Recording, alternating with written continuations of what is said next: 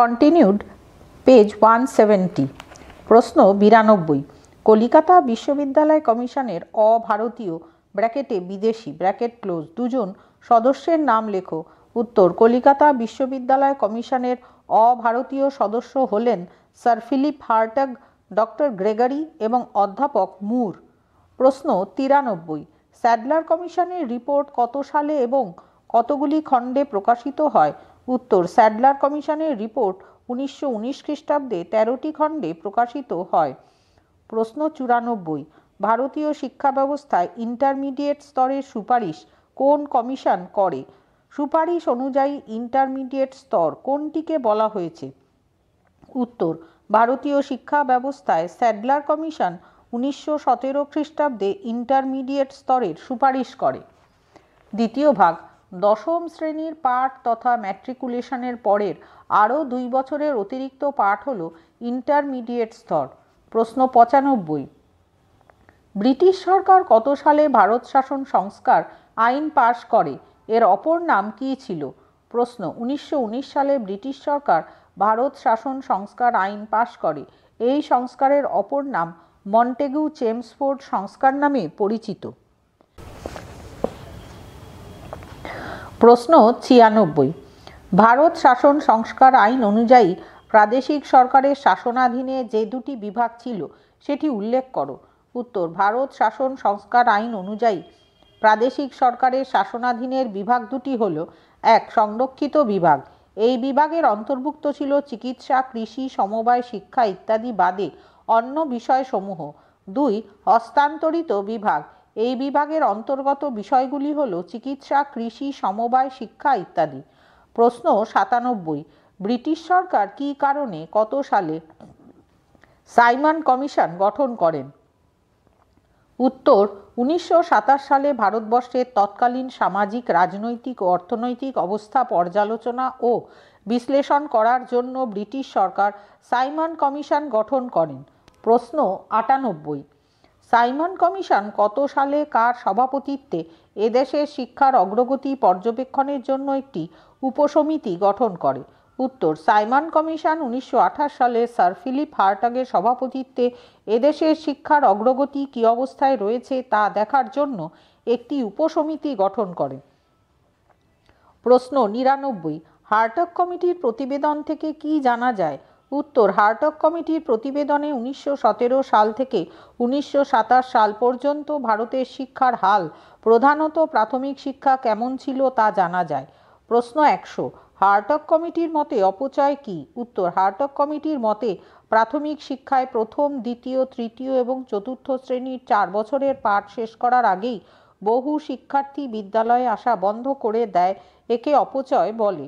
প্রশ্ন 101 হার্টগ কমিটির মতে অনুন্নয় কি? উত্তর, হার্টগ কমিটির মতে বহু শিক্ষার্থী এক শ্রেণী থেকে পরবর্তী শ্রেণীতে উত্তীর্ণ না হওয়ার কারণে, অর্থাৎ একই শ্রেণীতে বছরের পর বছর থাকার কারণে বিদ্যালয়ে আসা বন্ধ করে দেয়, একে অনুন্নয় বলে। প্রশ্ন 102 অপচয় এবং অনুন্নয়ের দুটি কারণ উল্লেখ করো। উত্তর, অপচয় এবং অনুন্নয়ের দুটি কারণ হল: 1. বিদ্যালয় স্থাপনের ক্ষেত্রে পরিকল্পনার অভাব এবং ছাত্রছাত্রীদের জন্য পৃথক বিদ্যালয় না থাকা। পেজ 171। 2. অধিকাংশ স্থানে ছাত্র সংখ্যার তুলনায় বিদ্যালয়ের সংখ্যা ছিল অনেক কম। প্রশ্ন 103 উচ্চ শিক্ষা বিষয়ে হার্টগ কমিটির দুটো সুপারিশ উল্লেখ করো। উত্তর, উচ্চশিক্ষা বিষয়ে হার্টগ কমিটির দুটি সুপারিশ হল: 1. একক ও আবাসিক বিশ্ববিদ্যালয় প্রতিষ্ঠার প্রতি দৃষ্টি দিতে হবে। 2. বিশ্ববিদ্যালয়ের গ্রন্থাগারের উন্নয়ন করতে হবে। প্রশ্ন 104 প্রাথমিক শিক্ষার জন্য হার্টগ কমিটি যে সকল সুপারিশ করেছিল তার যে কোনো দুটি উল্লেখ করো। উত্তর, 1. ভারতবর্ষে অধিকাংশ মানুষ যেহেতু গ্রাম বাংলায় বসবাস করেন, তাই প্রাথমিক শিক্ষার উন্নয়ন ঘটানোর জন্য ওই শিক্ষাকে গ্রাম জীবনের সঙ্গে ঘনিষ্ঠ সম্পর্কযুক্ত করে তুলতে হবে। 2. গ্রামে বসবাসকারী মানুষের চাহিদার প্রতি নজর দিয়ে শিক্ষার পাঠ্যক্রমের প্রয়োজনীয় সংস্কার করতে হবে।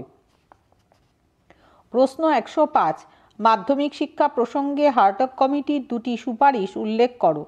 উত্তর, 1. মাধ্যমিক শিক্ষার পাঠ্যক্রমকে আরও বেশি বৈচিত্র্যপূর্ণ করে তুলতে হবে। 2. শিক্ষার্থীরা যাতে ম্যাট্রিকুলেশন পাশ করার পর উপশিক্ষায় অথবা কোনো কাজের সঙ্গে যুক্ত হতে পারে সে বিষয়ে আলোকপাত করা হয়েছে। প্রশ্ন 106, নারী শিক্ষা বিষয়ে হার্টগ কমিটির 2টি প্রতিবেদন উল্লেখ করো। উত্তর, নারী শিক্ষা বিষয়ে হার্টগ কমিটির 2টি প্রতিবেদন হল: 1. হার্টগ কমিটির মতে শিক্ষায় পুরুষ এবং নারী উভয়কেই সমান সুযোগ দান করতে হবে। 2. নারী শিক্ষার বিকাশের জন্য প্রাথমিক স্তর থেকে শুরু করে মধ্যশিক্ষা পর্যন্ত নারীদের জন্য বিদ্যালয় বা শিক্ষা প্রতিষ্ঠান গড়ে তুলতে হবে। প্রশ্ন 107, সার্জেন্ট পরিকল্পনা কি? উত্তর, 1944 খ্রিস্টাব্দে জানুয়ারি মাসে যুদ্ধোত্তর ভারতের জন্য স্যার জন সার্জেন্টের তত্ত্বাবধানে শিক্ষা পরিকল্পনার যে খসড়া বা রিপোর্ট প্রস্তুত করা হয় তা সার্জেন্ট পরিকল্পনা বা সার্জেন্ট রিপোর্ট নামে পরিচিত। প্রশ্ন 108, সার্জেন্ট পরিকল্পনার রিপোর্টটি কী শিরোনামে প্রকাশিত হয়েছিল? উত্তর, সার্জেন্ট পরিকল্পনার রিপোর্টটি প্রকৃতপক্ষে report on post war educational development in India 1944 নামে প্রকাশিত হয়েছিল। প্রশ্ন 109, সার্জেন্ট পরিকল্পনার মাধ্যমে শিক্ষা বিষয়ে যে কোনো 2টি সুপারিশ উল্লেখ করো। উত্তর, সার্জেন্ট পরিকল্পনার মাধ্যমিক শিক্ষা বিষয়ে 2টি গুরুত্বপূর্ণ সুপারিশ হল: মাধ্যমিক শিক্ষা হবে একটি স্বয়ংসম্পূর্ণ শিক্ষা এবং নার্সারি শিক্ষা অবশ্যই মাতৃভাষার মাধ্যমে হতে হবে। প্রশ্ন 110, বিদ্যাসাগরের কয়েকটি শিক্ষামূলক গ্রন্থের নাম লেখো। উত্তর, বিদ্যাসাগরের কয়েকটি শিক্ষামূলক গ্রন্থ হল বর্ণপরিচয়, কথামালা, বোধোদয়, ব্যাকরণ কৌমুদী। প্রশ্ন 111, সার্জেন্ট পরিকল্পনায় কর্মসংস্থান বিষয়ে কী বলা হয়েছিল? উত্তর, সার্জেন্ট পরিকল্পনায় বলা হয়েছিল শিক্ষা শেষে চাকরির ব্যবস্থা করার জন্য কর্মসংস্থান কেন্দ্র ব্র্যাকেটে employment exchange centre bracket closed প্রতিষ্ঠা করা দরকার। বিশ্ববিদ্যালয়গুলিতে এই জাতীয় সংস্থা থাকা বাঞ্ছনীয়। প্রশ্ন 112, সার্জেন্ট পরিকল্পনায় শিক্ষা প্রশাসন বিষয়ে যে কোনো 2টি সুপারিশ লেখো। উত্তর, সার্জেন্ট পরিকল্পনায় শিক্ষা প্রশাসন বিষয়ে 2টি সুপারিশ হল: শিক্ষা প্রশাসন পরিকল্পনার ক্ষেত্রে কেন্দ্রীয় সরকার এবং প্রাদেশিক সরকার যৌথভাবে আর্থিক দায়িত্ব গ্রহণ করবে এবং শিক্ষা প্রশাসনিক কার্য পরিচালনার ক্ষেত্রে কেন্দ্রীয় সরকার এবং প্রাদেশিক সরকার পরস্পরকে সহযোগিতা করবে। প্রশ্ন 113, জনগণকে দেশের শিক্ষার প্রতি আগ্রহী করে তোলার জন্য সার্জেন্ট পরিকল্পনায় কি বলা হয়? উত্তর, জনগণকে দেশের শিক্ষার প্রতি আগ্রহী করে তোলার জন্য বেশ কিছু সংখ্যক স্কুল কমিটি এবং স্কুল বোর্ড গঠন করতে হবে। এই বিষয়টি সার্জেন্ট পরিকল্পনায় বলা হয়। প্রশ্ন 114, CABE এর পুরো নাম কি? উত্তর, CABE এর পুরো নাম হল central advisory board of education. প্রশ্ন 115, CABE কার সভাপতিত্বে গড়ে উঠেছিল?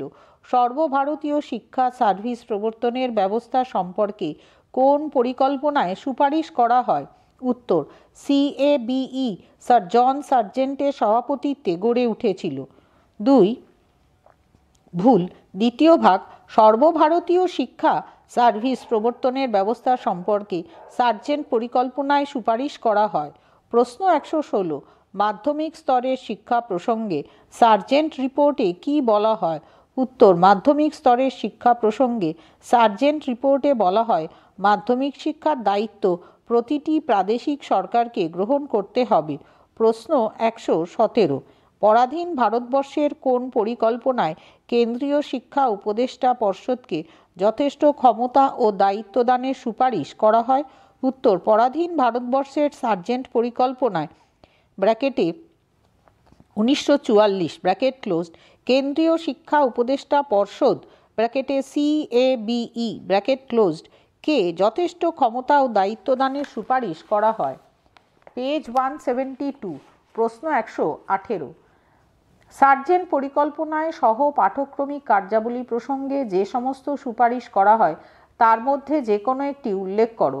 উত্তর, সার্জেন্ট পরিকল্পনায় বলা হয় মাধ্যমিক স্তরের শিক্ষার্থীদের জন্য খেলাধুলা, ড্রিল, ব্যায়াম, শরীরচর্চা প্রভৃতির পাশাপাশি বিভিন্ন সমাজ সেবামূলক কার্যাবলী পরিচালনার সুযোগ সৃষ্টি করতে হবে।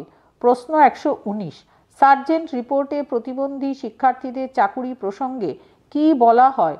উত্তর, সার্জেন্ট রিপোর্টে প্রতিবন্ধী শিক্ষার্থীদের জন্য চাকুরির ক্ষেত্রে অধিক সংখ্যক আসন সংরক্ষণের কথা বলা হয়। প্রশ্ন 120, সার্জেন্ট পরিকল্পনায় শিক্ষার্থীদের স্বাস্থ্য পরীক্ষা বিষয়ে কি বলা হয়? উত্তর, সার্জেন্ট পরিকল্পনায় শিক্ষার্থীদের স্বাস্থ্য পরীক্ষা বিষয়ে বলা হয় প্রতিটি শিক্ষার্থীর 1. শিক্ষালয়ে ভর্তির সময়ে, 2. নিম্ন বুনিয়াদী শিক্ষা শেষে এবং 3. উচ্চ মাধ্যমিক শিক্ষা শেষে স্বাস্থ্য পরীক্ষার ব্যবস্থা করার কথা বলা হয়। প্রশ্ন 121, প্রাথমিক স্তরে শিক্ষক প্রসঙ্গে সার্জেন্ট পরিকল্পনায় কি বলা হয়? উত্তর, প্রাথমিক স্তরে শিক্ষক প্রসঙ্গে সার্জেন্ট পরিকল্পনায় বলা হয় প্রাথমিক শিক্ষায় পুরুষ শিক্ষকের পরিবর্তে অধিক সংখ্যক মহিলা শিক্ষক নিযুক্ত করতে হবে। প্রশ্ন 122, সার্জেন্ট পরিকল্পনায় প্রাথমিক শিক্ষাকে কটি স্তরে ভাগ করা হয় এবং সেগুলি কি কি? উত্তর, সার্জেন্ট পরিকল্পনায় প্রাথমিক শিক্ষাকে 2টি স্তরে ভাগ করা হয়। সেগুলি হল 1. নিম্ন বুনিয়াদী এবং 2. বুনিয়াদী। প্রশ্ন 123, সার্জেন্ট পরিকল্পনায় মাধ্যমিক স্তরে যে 2 ধরনের বিদ্যালয় গঠনের কথা হয় তা উল্লেখ করো। উত্তর, সার্জেন্ট পরিকল্পনায় মাধ্যমিক স্তরে যে 2 ধরনের বিদ্যালয় গঠনের কথা বলা হয় তা হল 1. একাডেমিক বিদ্যালয় এবং 2. টেকনিক্যাল বিদ্যালয়। প্রশ্ন 124, সার্জেন্ট পরিকল্পনা অনুযায়ী একাডেমিক বিদ্যালয়ে কোন কোন শাখার পঠন পাঠনের সুপারিশ করা হয়? উত্তর, সার্জেন্ট পরিকল্পনা অনুযায়ী একাডেমিক বিদ্যালয়ে বিশুদ্ধ কলা এবং বিজ্ঞান শাখার পঠন পাঠনের সুপারিশ করা হয়।